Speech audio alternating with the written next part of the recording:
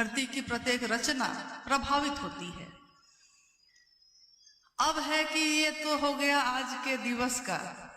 अभी मेरा एक सौभाग्य ही है, बहुत बड़ा है, कि आप सभी गुरु भाई गुरु बहनों ने जन्म दिवस की शुभकामना दी।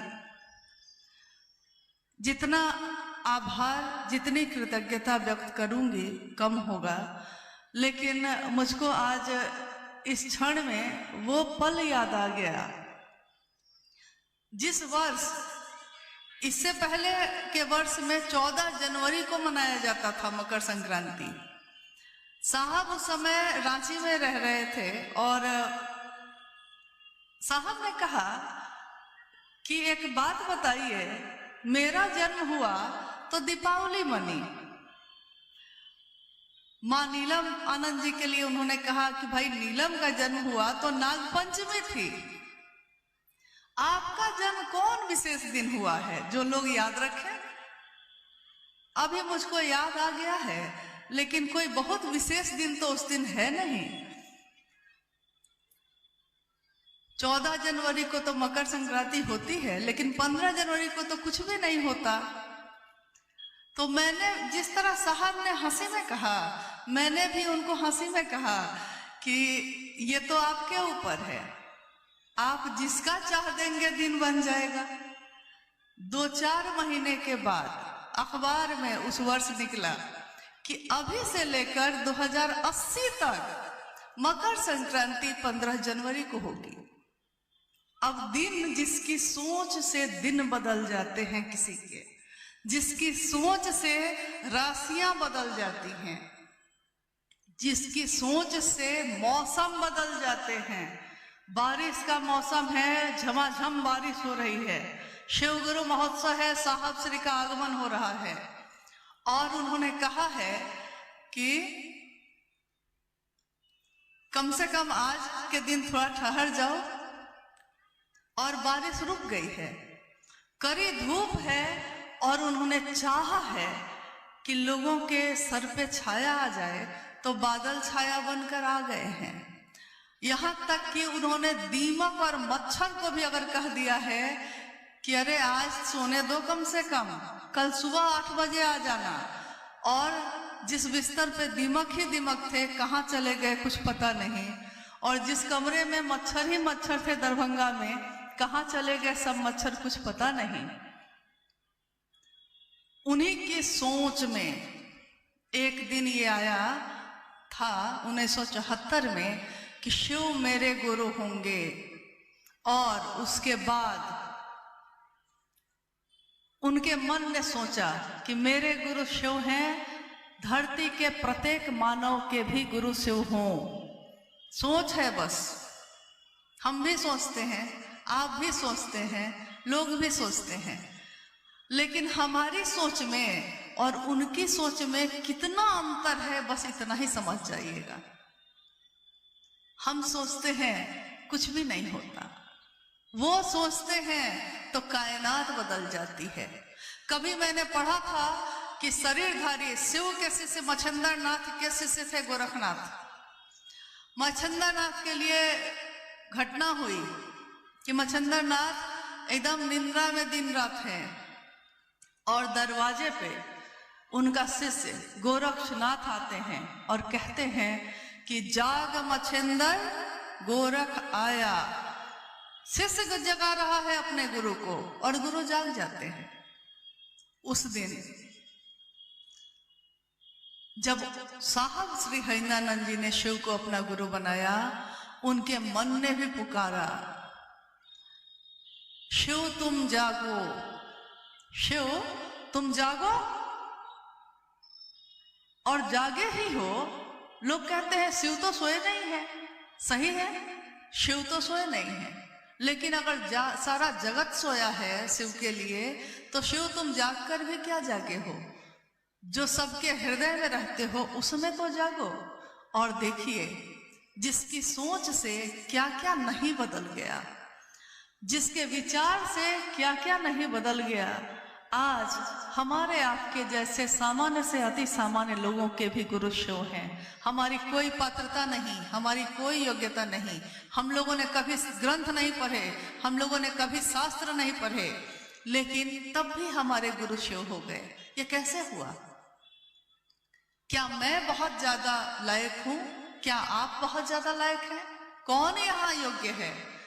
इस योग्य हम नहीं हैं, नमन भी कर सकें शिव को, लेकिन जिसके अंदर शिव की ऊर्जा का संचरण हुआ, उनका नाम है शिव के शिष्य हरीन्द्रानंद जी, जिनको हम सभी शिव शिष्य आदर से, प्रेम से कहते हैं वरेण्य गुरु भ्राता साहब श्री हरीन्द्रानंद जी।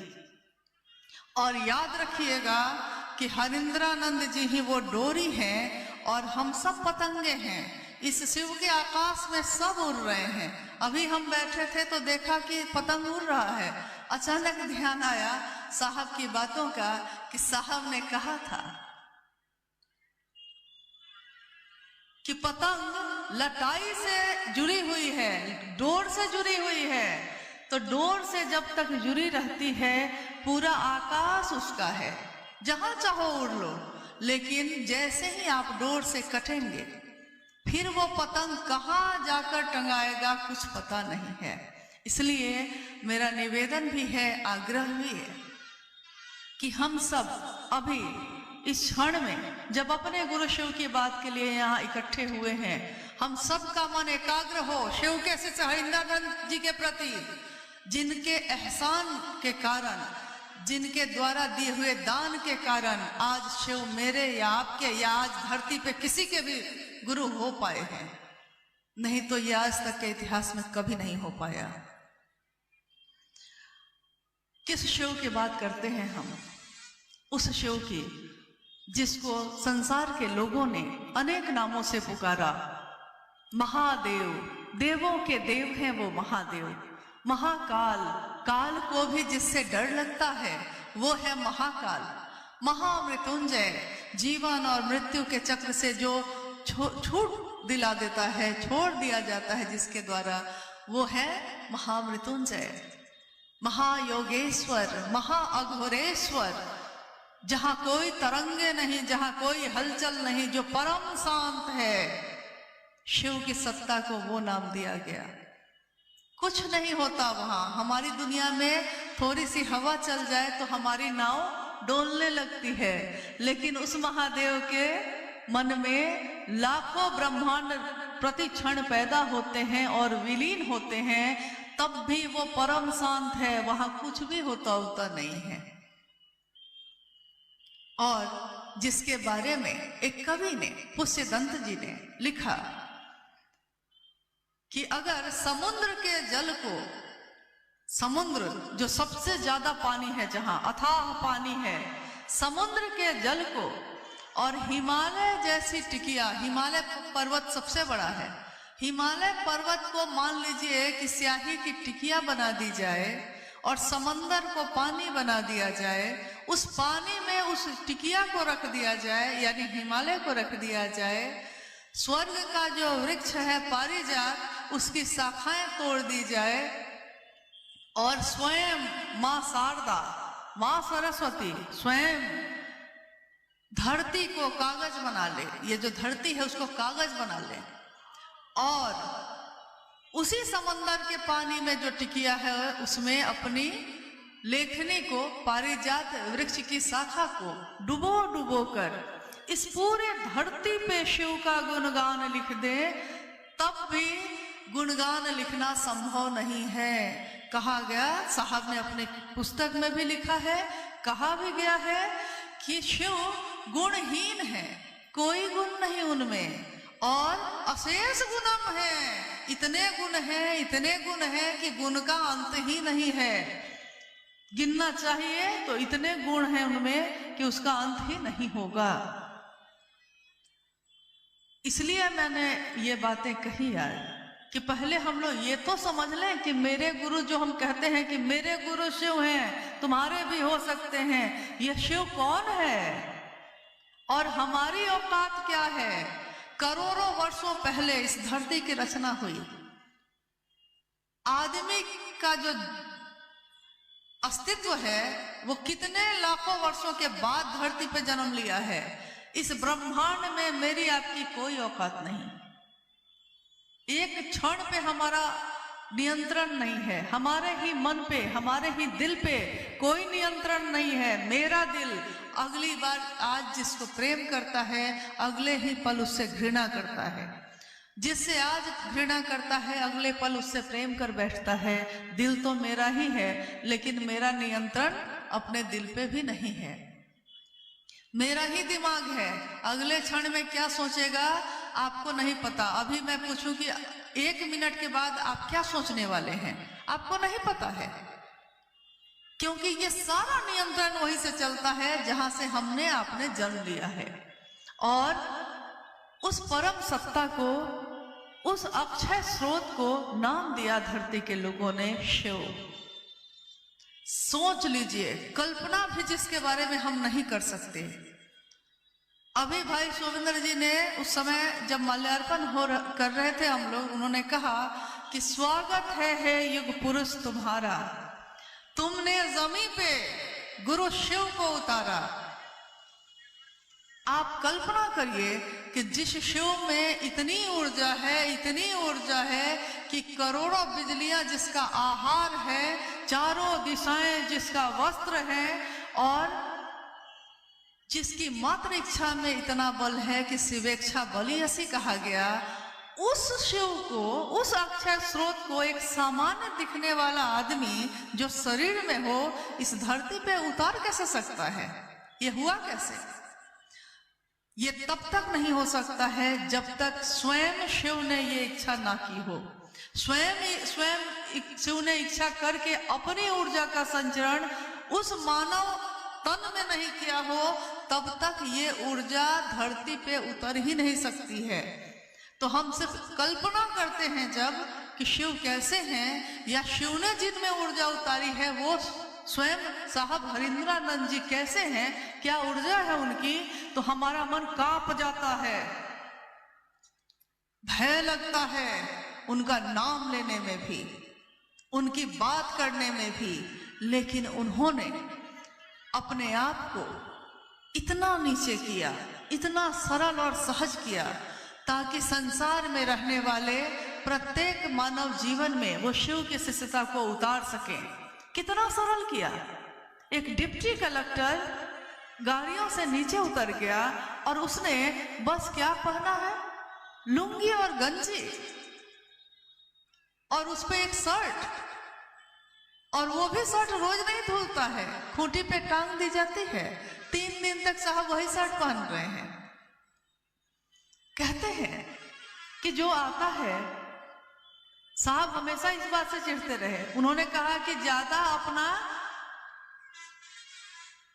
आव भाव में मत आइए, क्योंकि अगर आपके आव भाव के कारण कोई व्यक्ति आपके पास बैठकर शिव की बात नहीं सुन सका, तो फिर आपका ये दिखावा धरा का धरा रह जाएगा।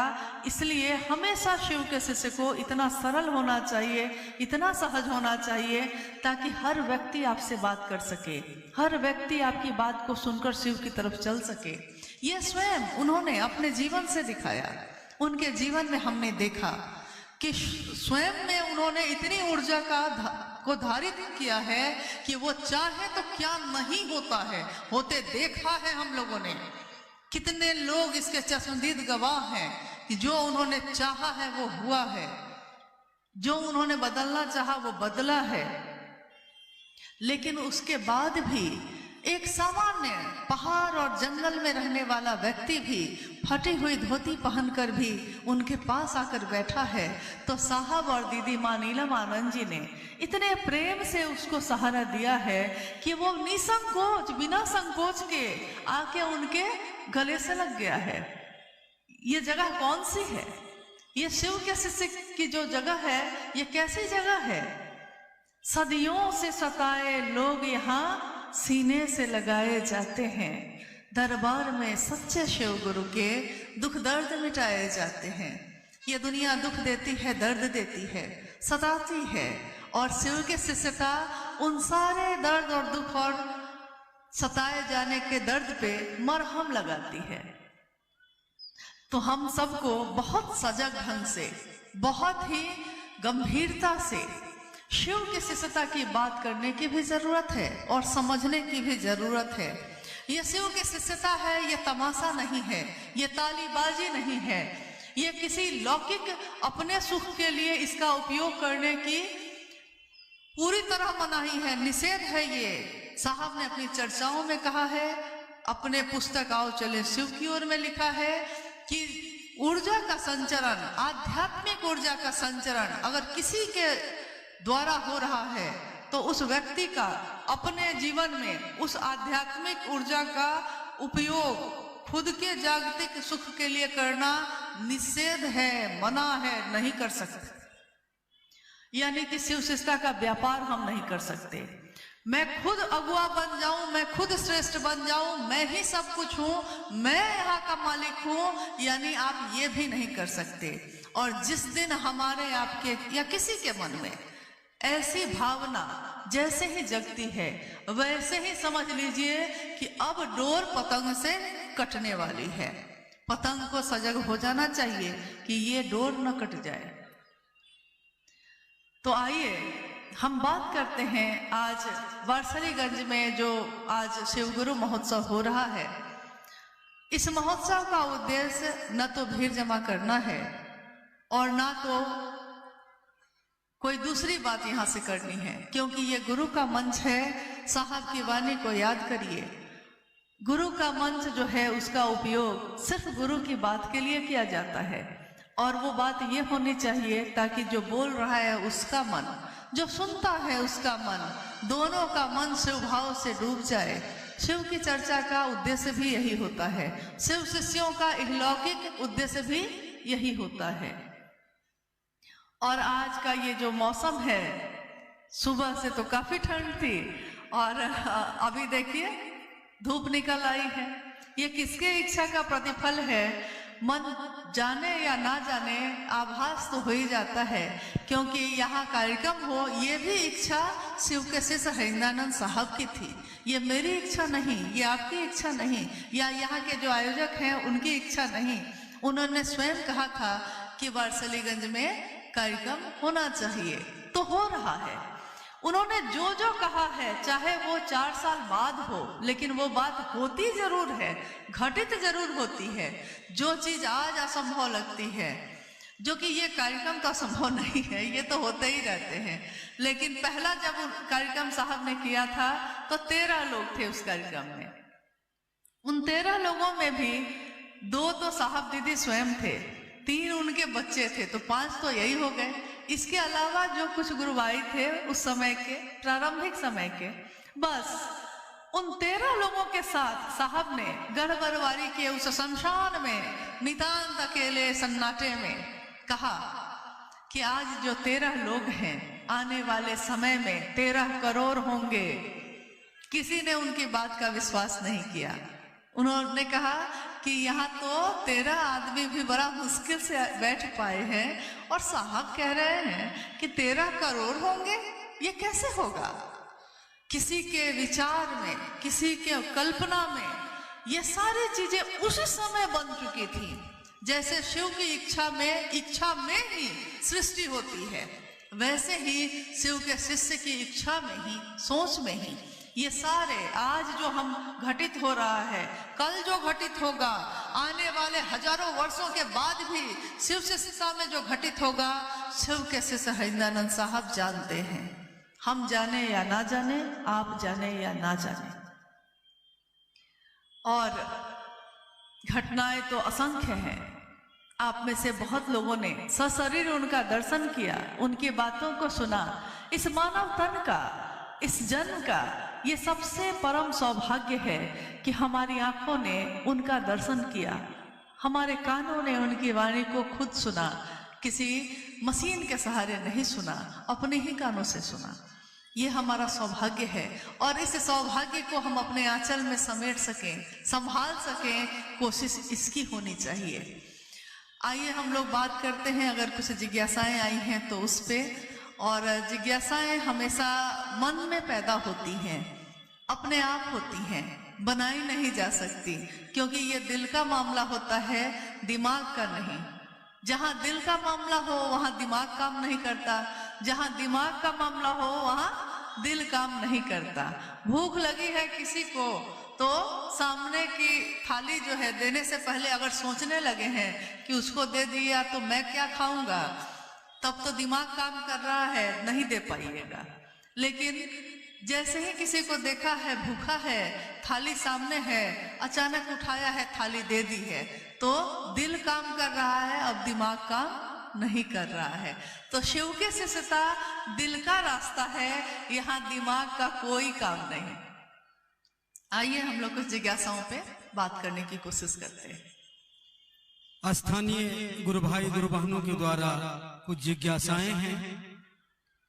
शिव की शिष्यता एक जागरण है, क्रांति नहीं। कैसे, कृपया समझाया जाए। ये पंक्ति है शिव के शिष्य हरिनानंद साहब की लिखी हुई शिष्यानुभूति नाम की छोटी सी किताब है। उसमें उन्होंने लिखा है कि शिव की शिष्यता क्रांति नहीं है, ये एक जागरण है, आध्यात्मिक और मानसिक दोनों।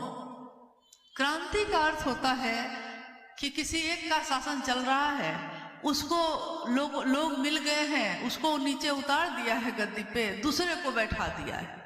ऐसा हुआ करता था पहले राजाओं के समय में, या आज भी बहुत सारे देशों में होता है।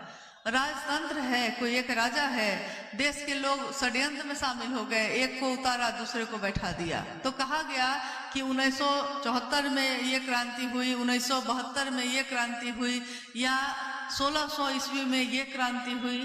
तो ये घटनाएं बोली जाती हैं। क्रांति का अर्थ है बदल देना, लेकिन जागरण का अर्थ होता है जो है उसको जगा देना। है वो बस सोया है, उसको जगा दीजिए। जैसे हमारे घर में आप जब सुबह में जगते होंगे तो आपने देखा होगा कि हमारे बच्चे सोए रहते हैं। ठंड में तो और ज्यादा होता है ऐसा। माँ जग गई है, पिता भी जग गए, बच्चे सोए हैं, आप जग गए हैं, बाकी लोग सोए हैं। तो क्या होता है, थोड़ी देर बाद आप देखते हैं कि सोया है, थोड़ी देर इंतजार करते हैं कि अच्छा अब जग जाएगा, फिर इंतजार करते हैं और कि अब जग जाएगा। जब फिर भी नहीं जगता तो आप जाकर उसको हिला हिला के कहने लगते हैं कि अरे अब तो जग जा, सुबह हो गई है, धूप निकल गई है, तब भी नहीं जगता है। तो माँ पहले प्रेम से जगाती है और फिर शब्दन की मार से, कि उठता है कि थप्पड़ लगाए, यानी कि शब्द की मार से जगा देती है वो माँ। जगा दिया है, कोई एक जगह है, लेकिन बाकी सबको सोए हुए देखकर वो बेचैन हो गया कि मैं जगा, बाकी क्यों नहीं जगते हैं। तो उन्होंने कहा कि भाई जग जा। शिव की शिष्यता एक जागरण है, आध्यात्मिक और मानसिक तल का। शरीर जगा है, लेकिन आध्यात्म की धरती पे मेरा मन सोया है। दूसरे जगत की चीजों में जगा है, लेकिन ईश्वर की तरफ चलने के रास्ते में सोया है। तो शब्द की मार से, स्पर्श से, वाणी से, जैसे हो वैसे गुरु, सदगुरु, जगत गुरु सबकी कुर्सी पे बारी बारी बैठे हुए शिव जगा ही देते हैं शिष्य को। लेकिन विचार में भी अगर आप खड़े रहिएगा तब। तो ये एक जागरण का विषय है, अपनी यात्रा की याद दिला देता है कि अपनों की चिंता में हम अपनी यात्रा जो भूले थे, अपनों की चिंता तो हम करते रह रहे हैं कि वो कैसे जिएगा, क्या खाएगा, लेकिन मेरी जो यात्रा है, मेरा जो जन्म हुआ है इंसान के तौर पे, वो किस कारण से हुआ है, क्यों हुआ है, कोई तो कारण होगा। इस बात को जो हम भूल गए हैं, उसी को जगाने का ये विज्ञान है, जगाने का ये तरीका है। दूसरी जिज्ञासा है कि गुरु एक, आदेश भी एक, मंजिल भी एक, फिर भी गुरु भाई गुरु बहनों में मतभेद क्यों हो जाता है? कृपया अनुभव के आधार पे समझाया जाए। गुरु भी एक, रास्ता भी एक, मंजिल भी एक ही है। फिर भी गुरु भाई गुरु बहनों में मतभेद क्यों हो जाता है? मतभेद यानी कि आप कुछ और चाहते हैं, हम कुछ और चाहते हैं, आप कुछ और सोचते हैं, हम कुछ और सोचते हैं। मंजिल है भगवान शिव स्वयं। जगत में हमारी पसंद नापसंद अलग अलग हो सकती है, लेकिन शिव के रास्ते पे चलने के लिए ये अलग अलग स्वीकार नहीं होती। अब है कि जब मंजिल एक है तो यहाँ आखिर गलती हो कहाँ रही है? ये मतभेद हो रहे हैं, इसका अर्थ है कि कहीं कुछ भूल हो रही है। तो थोड़ा हम लोग अपनी यात्रा पे पलट के देखते हैं, ये भूल क्यों हो रही है और ये भूल क्या है। मंजिल एक है, यानी साहब ने साफ साफ शब्दों में कह दिया है कि शिव स्वयं मंजिल है। शिव तक मेरे मन को जाना है, ये मन की बात हो रही है। शरीर में आप वारसलीगंज में रहते हैं, या कोई गुरु भाई शेखपुरा में रहते हैं, कोई जमुई में रहते हैं, कोई लखीसराय में, कोई रांची में रहते हैं। शरीर से हम अलग अलग रहते हैं, लेकिन हमारा मन मंजिल के तौर पे जानता है शिव को, यानी मन की बात हो रही है ये। तो शिव मंजिल है और उस रास्ते पे हमको चलना है। रास्ता शिव शिष्टता का है। अब शिव शिष्टता क्या है? शिव शिष्टता एक भाव है, ये हृदय का पक्ष है, मस्तिष्क का नहीं। हृदय का पक्ष जो होता है वो सीधे करता है, सोचता नहीं है, कर डालता है, सोचता बाद में है। तो तीनों सूत्र के बारे में साहब ने कहा कि तीनों सूत्र जो है साधन है, यानी आप इसको पकड़ के इसके सहारे महादेव तक पहुंच सकते हैं, मंजिल तक पहुंच सकते हैं। ये साधन क्या है? पहला सूत्र मन ही मन, ये कहना। भूल हमसे कहाँ हो रही है? इसके लिए आइए पहले शुरुआत से शुरू करते हैं। जिस दिन हमारे नाम की घोषणा होती है, किसी ने घोषणा की है, आज से, अभी से इस गुरु भाई ने, इस व्यक्ति ने शिव को अपना गुरु बनाया है, इसके नाम की सूचना शिव के अंतरिक्ष साम्राज्य को प्रेषित की जाती है। और कृपया ये दर्ज हो, सूचना दर्ज हो अंतरिक्ष साम्राज्य में, और कहते हैं हम लोग जागा जागा महादेव। ये घोषणा है, यानी एक ध्वनि है, एक शब्द है, बोला जा रहा है। लेकिन ये विचार तुरंत दिमाग में पैदा होता है, विचार दिमाग में ही पैदा होता है। लेकिन जैसे ही हम दूसरा सूत्र पे आते हैं, दूसरे सूत्र की बात करते हैं, और पहले सूत्र में ही जब हम कहते हैं कि हे शिव आप मेरे गुरु हैं, मैं आपका शिष्य हूँ, मुझ शिष्य पर दया कर दीजिए, तो उस शब्द के साथ ही हमारा मन जुड़ जाता है कि हे शिव आप कौन है? आप दुनिया के हैं, सार्वजनिक हैं, सबके हैं, ईश्वर हैं, महेश्वर हैं, पता नहीं क्या क्या आप हैं, लेकिन आप मेरे हैं। अब मन समझ रहा है मेरा, और उसके बाद कहता है कि मैं आपका हूं। अब आप जो कहेंगे वो मैं सुनूंगा, वो मैं करूंगा। यानी शिष्य का मतलब ही होता है जो गुरु के आदेश अनुसार चलने योग्य हो, जो गुरु के अनुशासन में रहने योग्य हो। मुझ शिष्य पर दया कर दीजिए। भूल क्या होती है? मुझ शिष्य पर मैं किसी की बेटी हूं, किसी की पत्नी, किसी की मां, किसी की बहन, किसी की मित्र। लेकिन मैं क्या कह रही हूं? अभी हम बोल क्या रहे हैं? हम बोल रहे हैं कि मुझ शिष्य पर दया करिए। गुरु को पुकारता है शिष्य और कहता है मुझ शिष्य पर दया करिए, लेकिन बोलता ये है, सोचता ये है कि मेरा परिवार ठीक रहे, मेरे बच्चे ठीक रहे, मेरे पति का नौकरी लग जाए, बिजनेस ठीक रहे, हमको कोई दुख नहीं हो, पैर में दर्द है तो ठीक हो जाए, पेट में दर्द है तो ठीक हो जाए। देखिए, बोल रहे हैं शिष्य पर दया करिए, और जैसे ही शिष्य पे दया होनी शुरू हुई है कि शिष्य ने पाला बदल दिया। उसने कहा कि अब मेरा परिवार आ गया, मेरा कहा था शिव को मेरा, बोल रहे हैं शिव को मेरा, और सोच रहे हैं ये है मेरा, बोली में है यानी। तो बोली से जिस दिन हमारे दिल में ये प्रवेश कर जाएगा तो मामला तो वहीं पे ठीक हो जाएगा। कि जिस तरह पत्नी के लिए परवाह करते हैं, बेटा के लिए परवाह करते हैं, शिव की परवाह भी पैदा हो जाएगी। दूसरे सूत्र में साहब ने कहा कि शिव की चर्चा के पीछे आपका एकमात्र उद्देश्य होता है कि स्वयं भी शिव के शिष्य बने और दूसरों को भी प्रेरित कर सकिए। अब है, साहब ने कहा कि बड़े बड़े कार्यक्रम हो रहे हैं, हालांकि आज भी हो रहे हैं, लेकिन आपने देखा होगा कि एक तूफान सा है, पूरे जिले में कार्यक्रम हुए जा रहे हैं, अंत ही नहीं है। संभाषण भी सुंदर हुए जा रहे हैं। मंच से मैं बहुत सुंदर संभाषण करूं और नीचे उतर के मेरा चरित्र जब आप देखते हैं तो आप कहते हैं कि क्या यही व्यक्ति था जो मंच पे कुछ और बोल रहा था और जिसके मन से कुछ भी कोई संकीर्णता नहीं गई, तो ये क्या बोल रहा है? ये व्यक्ति मंच पे बैठता है, गुरु के मंच पे। मैंने प्रारंभ में ही कहा, शिव का नाम लेने से भी हमको भय होता है। इस मंच में बैठने योग्य हम लोग नहीं हैं, लेकिन साहब हरिंदर जी ने ये श्रेय दिया है कि शिव मेरे गुरु हुए हैं, तो उस गुरु के मंच पे चेला बैठ के बात कर रहा है।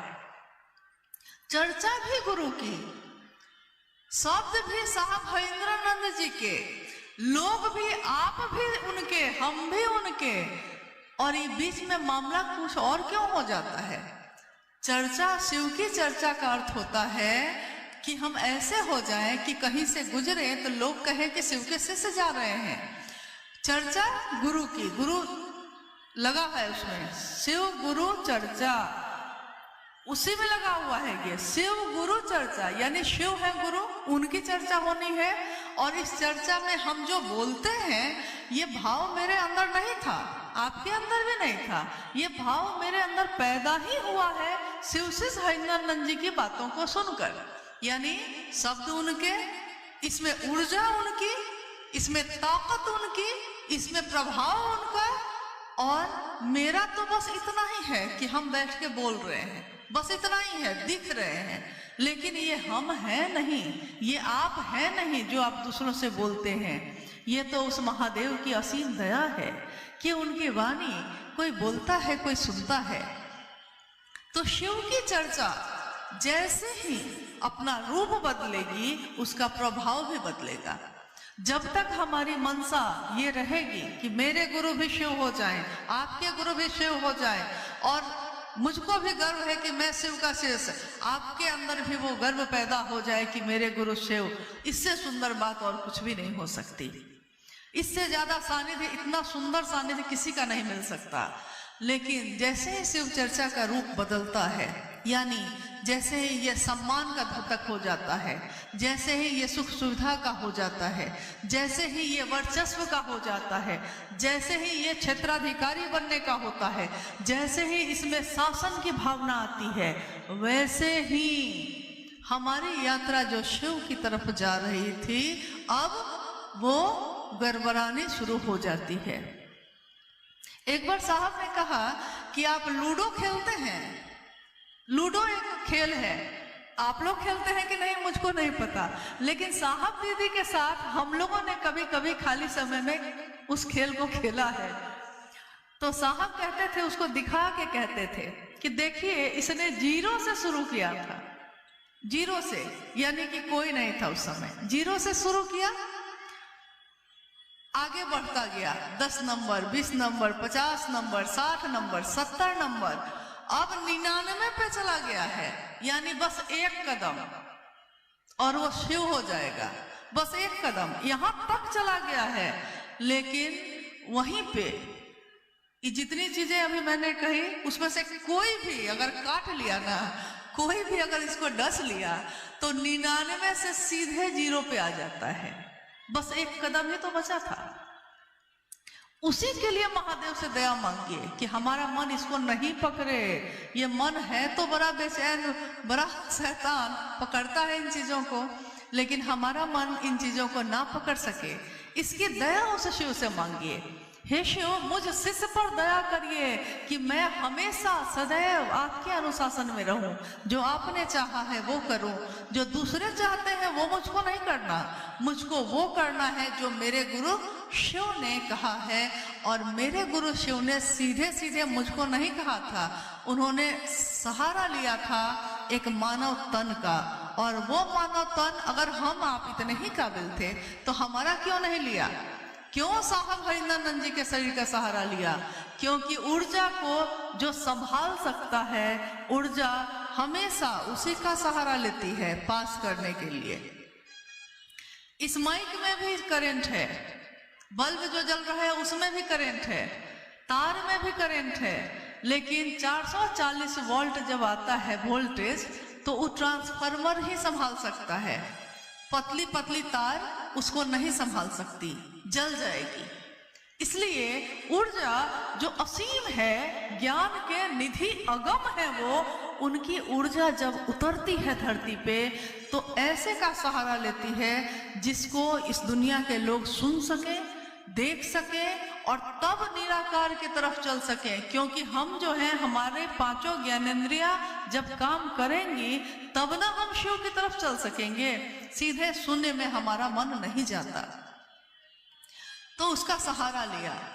शिव की चर्चा का रूप हमेशा, चाहे हम एक से करें शिव की चर्चा तब, चाहे लाखों से करें तब, न हमारा मन बदलना चाहिए, न हमारा मनसा वाचा कर्मणा, न मन न वचन न कर्म। शिव के शिष्यों का मनसा वाचा कर्मणा सब एक होना चाहिए। समाज में एक उदाहरण पेश होता है कि जो शिव की बात करते हैं, देखिए कितना सुंदर चरित्र है। शिव को तो लोगों ने विष भी दिया था ना। समुद्र का मंथन हो रहा है, समुद्र के मंथन से कितनी चीजें निकली। कथा है कि माँ लक्ष्मी भी उसी में से निकली, पारिजात का वृक्ष भी उसी में से निकला, कामधेनु गाय भी निकली, बहुत सारी चीजें निकली। जब तक अच्छी अच्छी चीजें निकली सबने बांट ली, लेकिन उसके बाद मंथन होते होते होते होते हलाहल निकला, यानी कालकूट विष। विष का नाम ही रख दिया गया कालकूट। इतना जहर उसमें, इतना जहर कि उसके कारण हवाओं में जो जहरीलापन आ रहा था उससे लोग मूर्छित होकर गिरने लगे। देवता राक्षस सब मूर्छित होकर गिरने लगे। सब दौड़े महादेव के पास, कथा है ये, महादेव के पास चले गए और सबने निवेदन किया कि अगर आप नहीं संभालेंगे तो कोई यहाँ जीवित नहीं बचेगा। एक ऐसा जहर। और कथा है कि महादेव ने अपनी अंजुरी में उस हलाहल को बड़ा सहज ढंग से लिया और पी लिया, कंठ में ही रख लिया तो नीलकंठ हो गए। सोचिए जमाने ने उनके साथ क्या किया, लेकिन शिव का गुण क्या है? शिव का गुण ये है कि उनको मिला जहर, लेकिन उन्होंने क्या दिया सबको? अमृत। शिव ने सबको अमृत दिया है। तो चाहे मेरे साथ जमाना जो करे, लेकिन मैंने जिस दिन कहा है कि शिव मेरे गुरु हैं, तो मेरा यानी एक शिव के शिष्य का विचार या उसका बर्ताव या उसकी बोली दूसरों के लिए हमेशा प्रेमपूर्ण होनी चाहिए। अमृत। और एक दिन जो आपने दिया है जमाने को, जमाना आपको वही लौटाएगा। ये है साहब श्री की वाणी।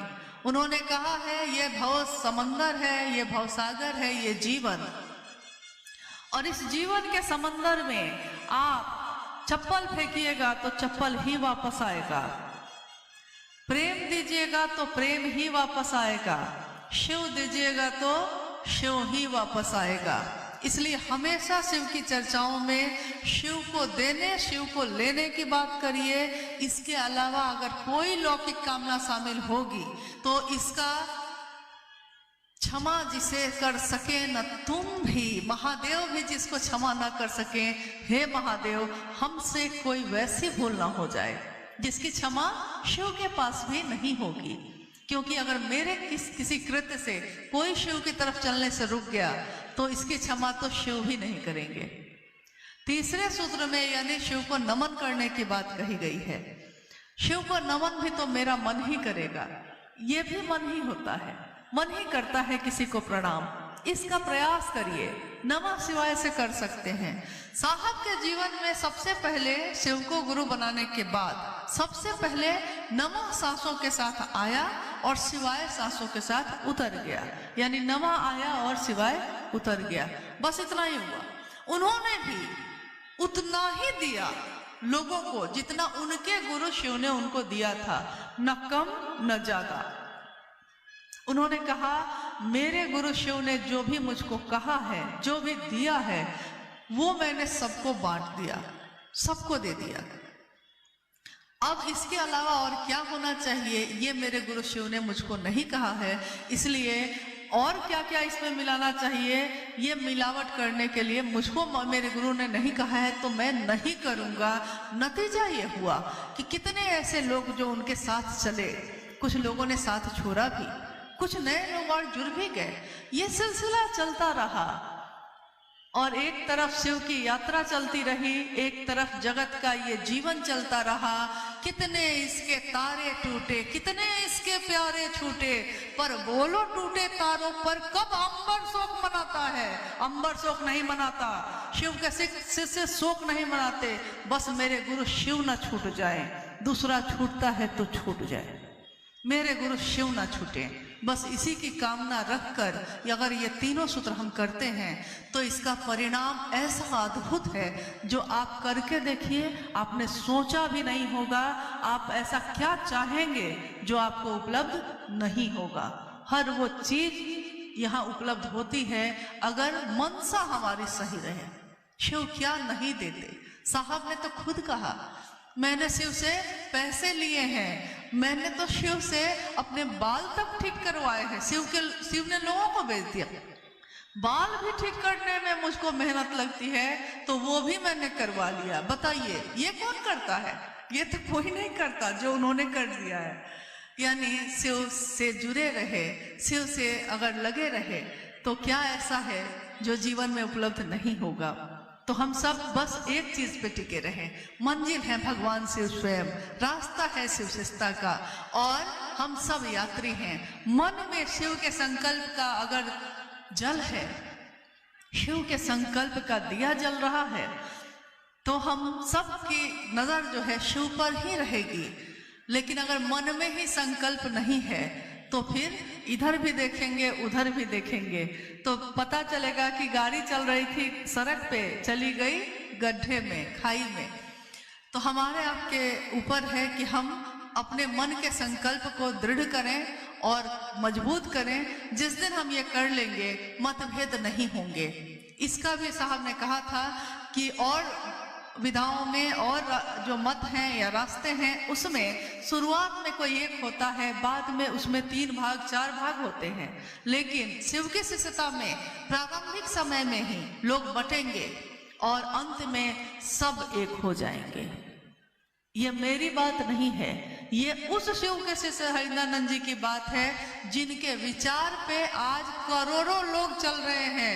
मेरे विचार से तो एक आदमी नहीं चलता, आपके विचार से तो एक आदमी नहीं चलता, लेकिन जिसके बोली से, जिसकी सोच से, जिसके विचार से आज करोड़ों लोग चल रहे हैं, कितनी ताकत होगी उनमें, कितनी ऊर्जा होगी उनमें।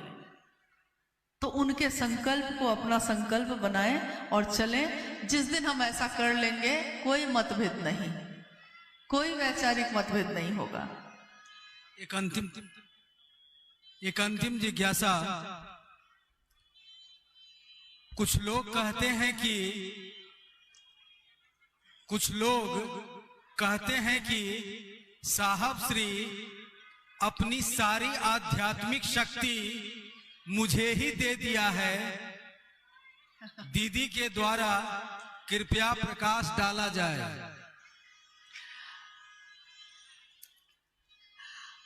आप में से जिज्ञासा आपने सुनी है?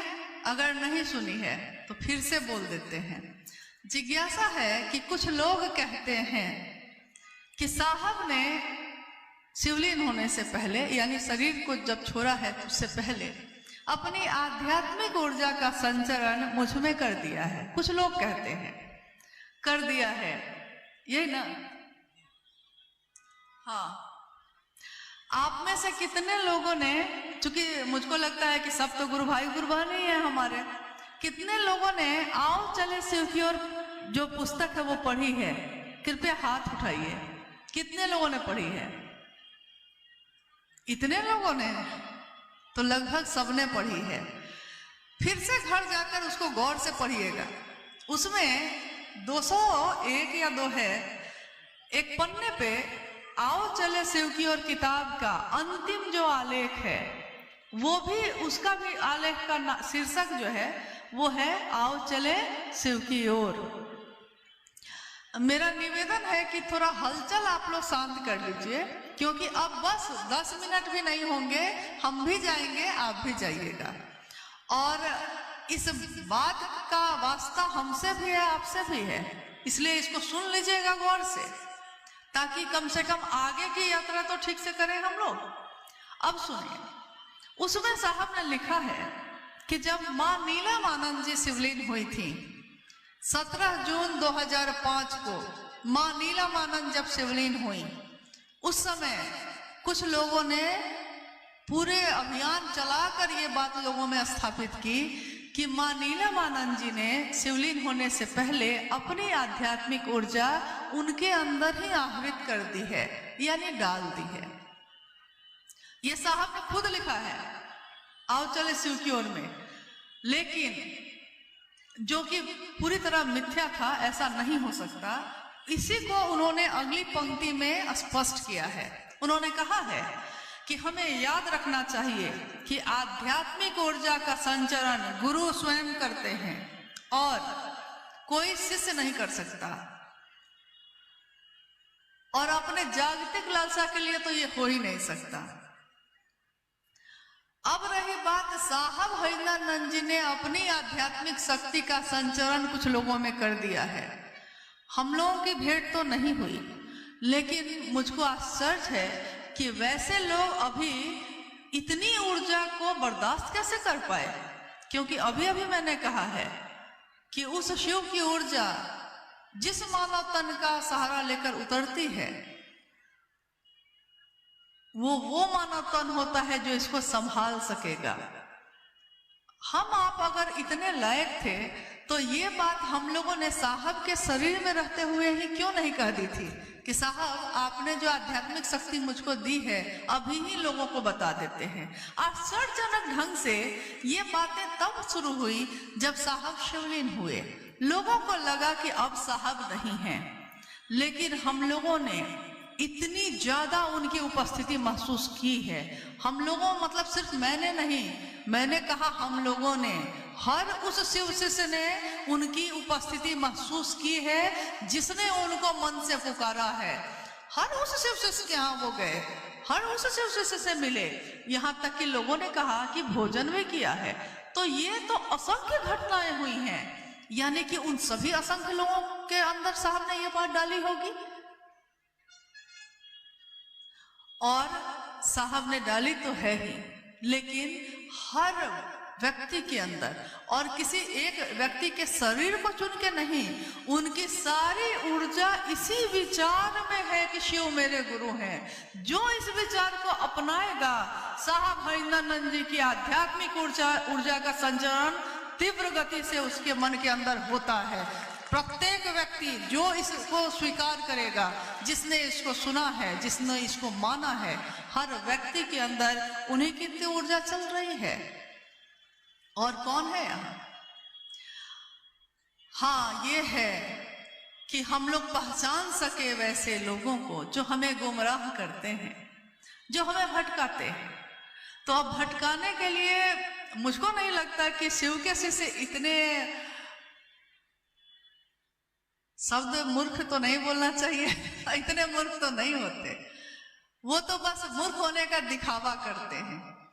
वो बस दिखावा करते हैं कि हम सर झुका के जो बैठे हैं, आपकी बात जो सुन रहे हैं और बहुत अच्छे तरीके से आपकी बात को समझ भी रहे हैं कि जिस साहब ने, जिस शिव के शिष्य ने कभी अपनी स्थापना नहीं की, कभी लोगों से ये नहीं कहा कि मुझसे मिलना जरूरी है। जिस साहब ने कभी ये नहीं चाहा कि महादेव की तस्वीर के बगल में उनकी तस्वीर लगे, लेकिन आज लगाई है हमने। जान लीजिए कि क्यों लगाई है, इसके पीछे भी कहानी है। मां नीलम आनंद उस समय शरीर में थी। कितने जगह के गुरु भाई गुरुबान, पुराने गुरु भाई कुछ बैठे भी हैं। लोग जब शिव गुरु महोत्सव के लिए आते थे तो वो कहते थे कि साहब आपकी और दीदी की तस्वीर हम लगाना चाहते हैं, और साहब कहते कि मैंने शिव की स्थापना की बात की है, मेरी तस्वीर क्यों लगाओगे। लेकिन लोग निवेदन करते रहे और साहब मना करते रहे। जब दीदी मां नीलम आनंद जी शिवलीन हुई और ये हवा उठी कि हाँ दीदी ने मुझको दे दी शक्ति, दीदी ने मुझको दे दी शक्ति, तो साहब ने कहा यार अब नीलम शरीर में नहीं है, उनकी तस्वीर लगा सकते हो विवश होकर, ताकि एक ही जगह जुड़े रहिए भाई। अब देखिए उसके बाद भी कुछ समय और गुजरा। कुछ जगह पे शिव गुरु महोत्सव का आयोजन हुआ। आयोजकों ने साहब से निवेदन किया कि साहब महादेव की तस्वीर के साथ आपका और दीदी का भी तस्वीर बैनर पे लगाना चाहते हैं। साहब ने स्पष्ट शब्दों में मना कर दिया। उन्होंने कहा कि नहीं, मेरी तस्वीर क्यों लगेगी, लोग महादेव को देखेंगे, मुझको क्यों देखेंगे, मना कर दिया। और जब साहब स्वयं उस जिले में शिव गुरु महोत्सव में भाग लेने के लिए गए तो उस जिले में प्रवेश द्वार पे जो बैनर लगा था, उस बैनर पे महादेव की तस्वीर थी, मां नीलम आनंद जी की तस्वीर थी, और जो वहां के मुख्य आयोजक थे उसी गुरु भाई की तस्वीर लगी थी। आश्चर्य लगा हम लोग को, इतना दुस्साहस कोई कैसे कर सकता है, ये साहस कैसे हुआ। लेकिन साहब ने कुछ नहीं कहा। फिर कुछ समय बीता, फिर एक जगह आयोजन में जितने आयोजक थे, फिर उन सब में से लगभग 10 लोगों की तस्वीर उस बैनर पे थी। लौटने के बाद हम सबों ने साहब से हाथ जोड़कर निवेदन किया था उस दिन कि साहब आप अनुमति दीजिए अपनी तस्वीर को लगवाने की, इसलिए कि अगर आपकी एक तस्वीर नहीं लगी तो हर व्यक्ति अपनी तस्वीर लगवाने के चाहत में खड़ा है, और ये नहीं होना चाहिए। इसलिए विवश होकर उस दिन भी साहब ने इसकी अनुमति दी कि ठीक है, आज से महादेव के साथ साहब दीदी की तस्वीर भी लगेगी। हम लोगों के कानों तक ये आवाज भी पहुंची साहब के शिवलिंग होने के बाद, हालांकि जिज्ञासा में ये नहीं है। ये आवाज भी पहुंची कि लोग कहते हैं कि जब अब साहब और दीदी जीवन में नहीं है, शरीर में नहीं है, तो उनकी तस्वीर क्यों लगनी चाहिए। और मैं शिव के शिष्या पूछती हूँ कि उनकी तस्वीर नहीं तो किसकी तस्वीर लगनी चाहिए। महादेव की नहीं, महादेव के शिष्य की नहीं तो किसकी, जो हम लोग इस यात्रा में हैं उनकी तस्वीर लगनी चाहिए। और ये नहीं होगा। हाँ, तस्वीरें माध्यम होती हैं, शिव की तस्वीर माध्यम होती है शिव तक पहुंचने का, शिव नहीं होती। लेकिन शिव की छाया होती है तो हमारे लिए नमन के योग्य है। साहब मन से मिलते हैं, दीदी माँ मन से मिलते हैं, तस्वीरों से नहीं मिलते। लेकिन उनकी तस्वीर ना लगाएंगे तो नतीजा तो ये हो रहा है कि हर व्यक्ति अपनी तस्वीर लगा रहा है। क्या उसकी शरीर की मौत नहीं होगी? तब किसकी तस्वीर लगेगी? इसका अंत नहीं होगा। इसलिए यहीं पे अंत कर दिया जाए कि बस एक तस्वीर लगेगी साहब की, एक तस्वीर लगेगी मां नीलम आनंद जी की, और मेरे गुरु शिव की तो लगेगी ही लगेगी। क्योंकि भारत देश शिव की पूजा करता है, शिव को अपने दिल में धारण करता है, और शिव की शिष्यता हम सबको नमन के योग्य बनाती है। जो शिव के लिए झुकेगा वो सबके आगे झुकेगा। सबके आगे मतलब कौन? सोचना होगा ना, सबके आगे मतलब कौन? अगर आपके झुकने से रिश्ते बच जाएं, कहीं पढ़ा था मैंने, आपके झुकने से कोई रिश्ता अगर बच जाता है तो आपको झुकना चाहिए। लेकिन अगर बार बार आप ही को झुकना चाहिए तो आपको रुकना चाहिए। और शिव के लिए झुकने वाला सबके आगे झुकेगा। जो उनके गले में नाग है वो उसके लिए भी झुकेगा। जो उनके बगल में खड़ा है बसहा उसके लिए भी झुकेगा, जो उनके पुत्र हैं उनके लिए भी झुकेगा, जो उनकी सवारी है उसके लिए भी झुकेगा। वो ये नहीं सोचता कि एक शेर है और एक चूहा है, हम शेर के आगे झुकेंगे, चूहा के सामने नहीं झुकेंगे, ये नहीं सोचता। शिव भाव की परिधि में जो है वो सबके आगे झुकता है। लेकिन कब? जब वो शिव भाव में दिखता है तब, जब वो शिव के गले में धारण किए हुए है तब, जब वो शिव की सवारी बना हुआ है तब। लेकिन जिसने शिव को ही छोड़ने का सोच लिया हो उसके आगे क्या करेंगे हम? इसलिए इसमें बहुत नहीं पढ़ने की जरूरत है। हमको पढ़ने की जरूरत बस इतनी है कि साहब हरेंद्रानंद जी को न भूल जाए हम, क्योंकि इतनी कथाएं आजकल चल रही हैं शिव चर्चाओं में, हर व्यक्ति अपनी ही कथा कह रहा है। कभी कभी तो मुझको आश्चर्य होता है कि जब किसी गुरु भाई या किसी गुरु बहन के द्वारा सुनने में आता है कि वो कहते हैं कि मैं उस समय बैठा था, मुझको साहब ने ऐसा कहा, मुझको दीदी माँ ने ऐसा कहा, तो मुझको लगता है कि क्या उस समय पूरी पृथ्वी पे सिर्फ साहब दीदी और वही व्यक्ति थे और बाकी कोई साहब के पास नहीं बैठता था? और क्या दीदी माँ ने सिर्फ एक ही व्यक्ति को अपनी सारी ममता दे दी है, हम लोग को और आप लोग को किसी को नहीं दिया है? तो माँ की ममता करुणामयी होती है।